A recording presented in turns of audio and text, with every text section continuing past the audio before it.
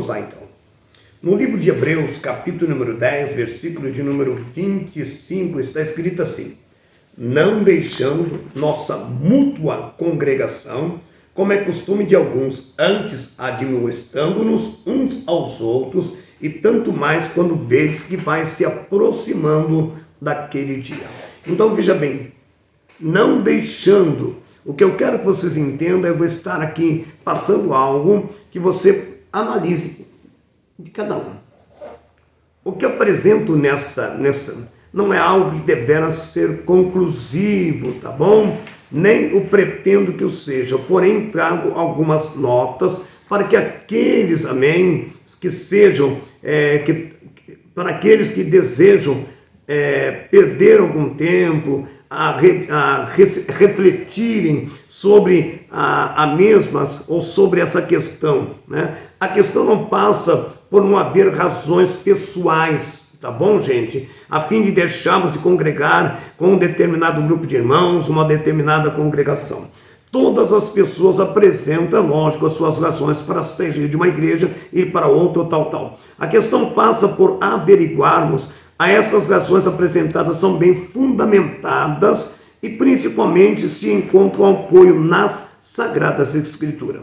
Aqui o escritor de Hebreus ressalta que não devemos deixar de congregar, pois quando estamos em unidade, em comunhão, consideramos uns aos outros para nos estimularmos ao amor e às boas obras, amém? Versículo 24. Então aqui ele ressalta também que todo aquele que se aparta da congregação corre o risco de voltar ao mundo, e se o justo recuar, a minha alma não tem prazer nele, no versículo 38. Então veja bem, todos os que se afastam de Deus acabam perdendo tudo. Está escrito assim: não rejeiteis, pois, a vossa confiança, que tem grande e avultuado galardão. Versículo número 35.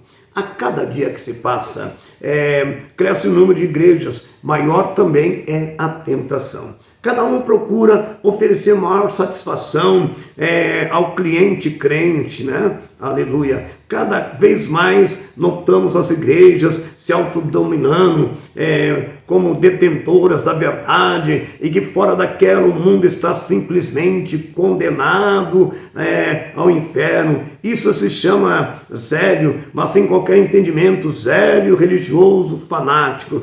Dizer que a igreja A ou a igreja B é detentora da verdade, fora dela não há qualquer hipótese de salvação, é a mesma coisa dizer que antes da dita igreja ser fundada não havia salvação. Isso é coerente? Claro que não. A verdade está em Deus e em seu Filho Jesus Cristo. 1 João, capítulo 5, versículo de número 20. Então, amados, antes de dizer, veja bem, porque não se deve mudar, é sempre necessário perguntar: o que você procura numa igreja? Quais são os seus interesses numa igreja? O que faz você permanecer ou não na mesma? Que tipo de relacionamento deseja ter com a mesma? Que tipo de pessoa está procurando naquela igreja? Encarar corretamente e biblicamente as suas responsabilidades como membro da mesma. Então veja bem, uma pequena reflexão mais apurada de Hebreus 10, 25. Olha que coisa, sendo eu alguém que, ou por força de circunstância estabelecida, vivenciei algo do gênero, considero poder falar pelo menos com algum conhecimento de causa, sendo também conhecedor, amém, de outro tipo de mudança baseada em decisões de pessoas poucas acertadas.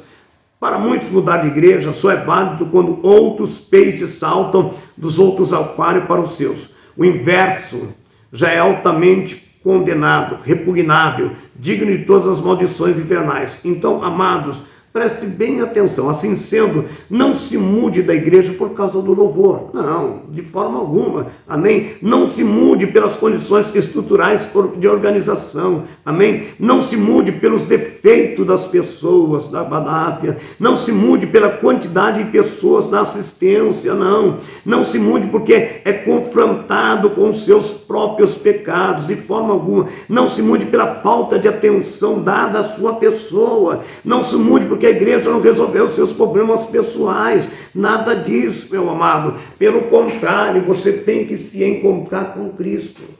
A questão não é as quatro paredes do templo, a questão é você. É eu e você que somos igreja. Então nós devemos tomar muito cuidado, porque nós também, como cristão, como igreja, nós devemos também criar raízes. Eu não condeno aquele que entrou, aquele que saiu aqui também no tabernáculo, já entrou muitas pessoas vindo de outro ministério, já saiu muitas pessoas também indo para outros ministérios. A igreja não é detentora da tua vida, de forma alguma. Você tem liberdade, uma das coisas que Jesus mais deu foi liberdade, amém? Você tem livre-arbítrio, mas eu te pergunto, o que você está procurando na igreja? Nós temos que procurar, acima de tudo, que a igreja fale de salvação.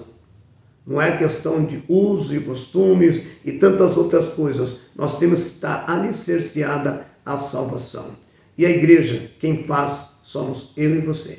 Jesus disse, nos vier 2 ou 3 ou mais reunidos no meu nome, eu lá estarei no meio deles. Existem alguns aspectos que realmente devemos considerar. Se de repente o ministério que você congrega, você vai mudar para o interior, porque a empresa que você trabalha, você vai ser transferido e lá naquela cidade não existe uma igreja que tem um ministério, então você vai orar, vai visitar a igreja, vai procurar uma igreja que se assemelhe àquilo que você está acostumado. Então aí é lícito, pode ocorrer, mas existem pessoas que trocam de igreja como se trocar de roupa, e isso se torna muito difícil, porque nem sempre a palavra é a mesma, mas a forma litúrgica pode lhe trazer uma certa confusão. Então, ore a Deus em nome de Jesus Cristo, reflita muito no que você vai fazer e peça a direção de Deus para que a tua decisão seja uma decisão correta. Amém? Não importa a placa da igreja, eu e você, onde estiver 2 ou 3, é que somos a igreja de Cristo.